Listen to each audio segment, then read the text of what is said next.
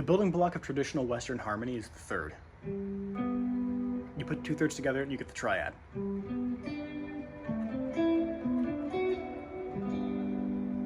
You can take this further by stacking thirds on top of each other to get sevenths, ninths, and so on. It creates a really rich and colorful sound. And this approach is called tertian harmony, where we stack thirds on top of each other. And it's absolutely essential that anyone who wants to know music theory has a strong understanding of this.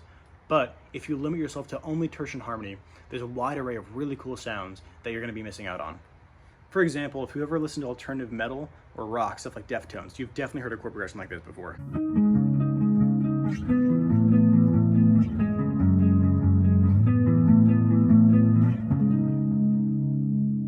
That's using quintal harmony, meaning stacking fifths. Or if you ever listen to modern guitar players like Tosin Abasi or Martin Miller, you've totally heard arpeggios like this before.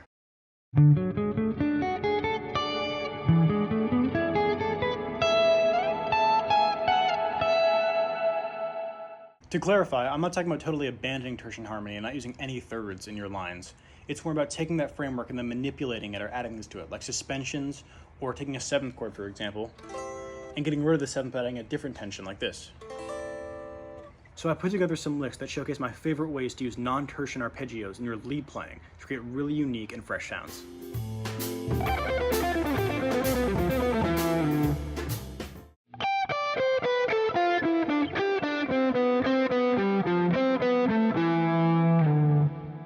This lick is entirely based off of add arpeggios. And an add arpeggio is simply a triad with the ninth or the fourth added. So let me demonstrate. We start off with this. All that is G major with the fourth degree added, which is going to be a C. Now this is all being played over a D Dorian sound. So the intervals we get are the 11th, root, flat 7th, and 6th. Then we go into this figure. All that is D minor, add 9. So if we just take a D minor arpeggio, add the 9th degree,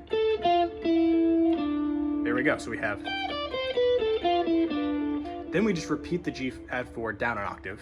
And then we get this really pretty figure which goes like this. And so what's going on there is we have what's basically G7. But we have the fourth added. Then it resolves to this, which is A minor, add 9. So just take A minor, add the 9th. And this is a really cool pattern because you get this contrary motion in the bass between these two arpeggios. So let me show you what I mean. If we turn these into chords, you get resolving to. So in the bass you have.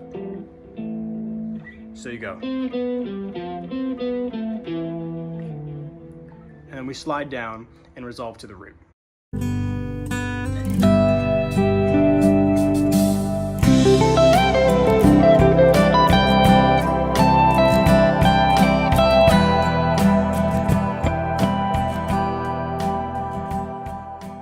This next lick was written really by taking these three different chord shapes that all work over C major. So we have,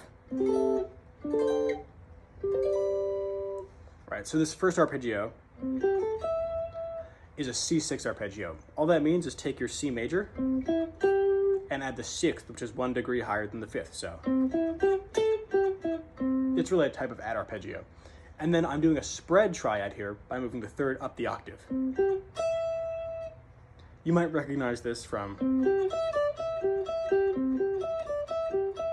but then all we're doing is adding the 6th to that. It gives this really wide open sound with a lot of fifths in the structure. So then I kind of slide into this shape. This is really D7 sus4, and all that is you take a D7, suspend the 3rd, up to the 4th. Right, so getting away from that just stack 3rd sound, that tertian sound. And so this is really cool because then we move this up the octave, so it's like a spread sus triad. We throw this little passing tone in here, and then kind of end on the 9. So it's. Then finishing off the lick, we go into this arpeggio. And that's coming out of G add 4. G add 4, like mentioned earlier, is just a G major triad, but we add the 4th degree. Now I'm voicing this in a cool way where I'm moving the 3rd up the octave, So you get this major seventh interval between the fourth and the third. And then I resolve it back down to the root. And so against C major, this arpeggio gives you fifth, root, ninth, seventh, right? Really cool sound. And then at the end, I kind of just go down some pentatonic stuff to end with some melodic stuff. This has been a brief introduction to the topic. I'm definitely going to dive further into it later, especially quintal and quartal harmony. Those are very big topics. But hopefully this video has opened up your mind to some new ways and approaches of playing that you haven't thought of before. Make sure to subscribe for more guitar and music theory content, and leave a like if you've learned something new.